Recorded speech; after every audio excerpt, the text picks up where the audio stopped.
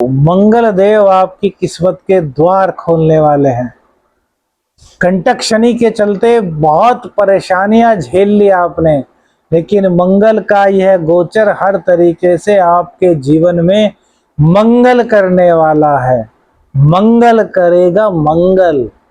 देखिए switch word भी आपके लिए बन गया सिंह राशि वालों कि मंगल आपके जीवन में मंगल करने वाला है, सभी तरह के दुखों को हरने वाला है। सबसे पहले तो आपकी इनकम बढ़ने वाली है, इनकम ऑफ रिसोर्सेज आपकी इंक्रीज होंगी। अभी तक एक ही जगह से पैसा आ रहा था, हो सकता है अब 2 या 3 स्थानों से आपके पास रुपया धन आना शुरू हो जाए। मे भी पॉसिबल इस दुनिया में कुछ भी है, और जो ग्रह चाहते हैं होता वही है, जो हम चाहते हैं वो कभी नहीं होता। जो ग्रह चाहते हैं वो ही हम करते हैं, वो हमसे करवा लेते हैं जो उनको करवाना होता है, और हम कहते हैं हमने किया जनाब। बड़ी गहरी बात है साहब। तो मंगल देव आपकी सोर्स ऑफ इनकम को बढ़ा रहे हैं, भाग्य का साथ मिल रहा है, पिता का पूर्ण रूप से सपोर्ट आपको मिल रहा है। ज्ञान के बल पर जितना चाहें उतना धन अर्जित कर सकते हैं।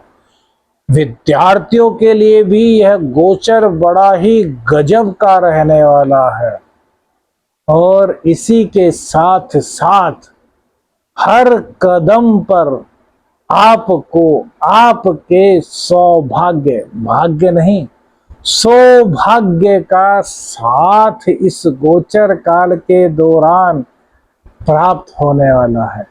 जो चाहो वो प्राप्त कर सकते हो। सिंह राशि सिंह लग्न वालों, आदेश मैं शाबरमन साधक प्रवीण आप सभी का हार्दिक स्वागत करता हूं। आज बात करेंगे मंगल राशि परिवर्तन की। भूमिपुत्र मंगल देव अपनी वर्तमान मिथुन राशि को छोड़कर 27 अगस्त को वृषभ राशि को छोड़कर, माफ कीजिएगा, मिथुन राशि में प्रवेश कर रहे हैं, और 20 अक्टूबर तक यहीं पर यह रहेंगे। आपके कुंडली में कर्क राशि, कर्क लगन की कुंडली में यह गोचर 11वें स्थान पर होगा, जो कि अत्यधिक शुभ प्रतीत हो रहा है। मंगलदेव की बात की जाए तो आपकी कुंडली में आपके सुखों के स्वामी मंगलदेव होते हैं, घर के स्वामी मंगलदेव होते हैं, आपके भाग्य के स्वामी मंगलदेव होते हैं। तो 11वें भाव में होने वाला यह गोचर सबसे पहले तो आपकी इनकम को बढ़ाएगा। अभी आप कंटक शनि के चलते 100 रुपए का काम करते थे तो 80-85 रुपए ही आप तक पहुंच पाते थे, लेकिन अब यदि 100 का काम करेंगे तो 120-130 रुपए तक आप तक पहुंच पाएंगे।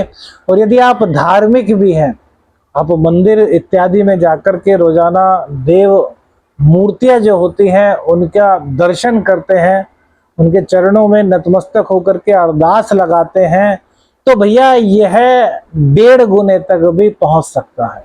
अर्थात 100 रुपए का काम किया और 150 प्राप्त हो गए।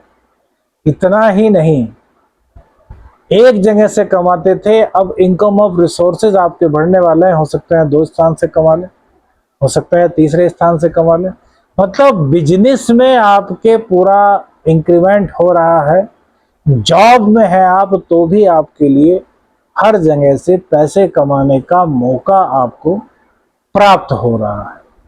वहीं भूमि संबंधी कोई विवाद था वो समाप्त हो रहा है। भूमि खरीदना चाहते थे तो बहुत अच्छा समय है, इस वक्त भूमि खरीद सकते हैं। प्रॉपर्टी डीलिंग का कार्य करते थे तो उसमें भी आपके लिए यह गोचर बहुत अच्छा रहने वाला है। घर में सुख शांति का माहौल रहेगा, घर में सब लोगों के बीच आपसी सामंजस्य बहुत अच्छा रहने वाला है।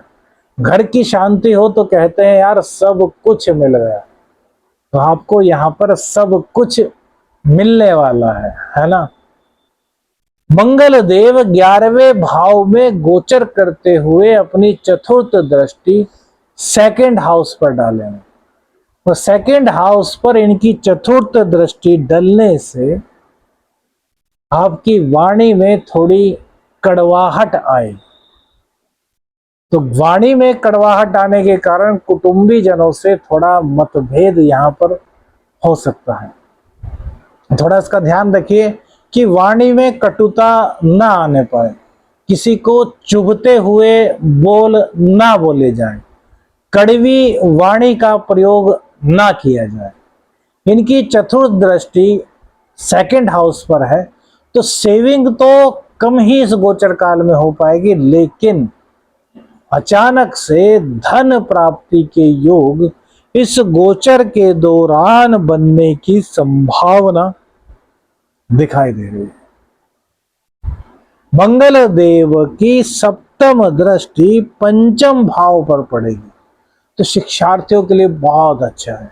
शिक्षा में उनका बहुत मन लगेगा, कंसंट्रेशन के साथ अपनी तैयारी कर सकेंगे। शिक्षा में जहां तक आगे बढ़ना चाहो उतना बढ़ सकते हैं। शिक्षा के बल पर नौकरी प्राप्त करना चाहते थे, नौकरी प्राप्त हो जाएगी। अपने शिक्षा के बल पर अपने शिक्षा को आधार बना करके कुछ बिजनेस, कुछ व्यापार करना चाहते थे, उसमें भी आपके लिए लाभ का ही गोचर बन रहा है। कहीं भी किसी तरह की कोई खामी इस गोचर काल के दौरान नहीं दिखाई दे रहे। प्रेम संबंधों में वाणी के कारण थोड़ी सी कटुता दिखाई देती है। वाणी के कारण ही कुटुंबीजनों से दिक्कत होगी, और प्रेम संबंध में भी वाणी के कारण ही थोड़ी दिक्कत आती हुई दिखाई दे रही है। यदि आप क्या करें, यदि आप अपनी वाणी पर नियंत्रण कर लें। अब सिंह राशि वाले लोग थोड़े से उत्तेजित तो होते हैं ना, देखिए काम करने में बहुत माहिर होते हैं, ईमानदार होते हैं, लेकिन राजा के ठाट बाट जैसे इनके ठाट बाट होते हैं, किसी की सुननी इनके बस में नहीं। सिंह राशि है तो कैसे सुन लेंगे यार, सिंह तो शेर का राजा होता है। डिक्टेटरशिप बहुत अच्छी करते हैं, लीडरशिप बहुत अच्छी करते हैं, और ऐसे में जब इनको जैसा दिखता है कि यार कोई मुझे दबाने की कोशिश कर रहा है, मेरे ऊपर ऑर्डर लगा रहा है, तो इनके बस से बाहर की बात हो जाती है। तो हम कहते हैं कोई आप पर कुछ भी नहीं चला पाएगा, क्योंकि यहाँ पर गोचर बहुत अच्छा है। लेकिन आपको थोड़ा सा वाणी का ध्यान तो रखना पड़ेगा। प्रेमी प्रेमिका में कोई भी ऊपर नहीं होता, दोनों बराबर होते हैं।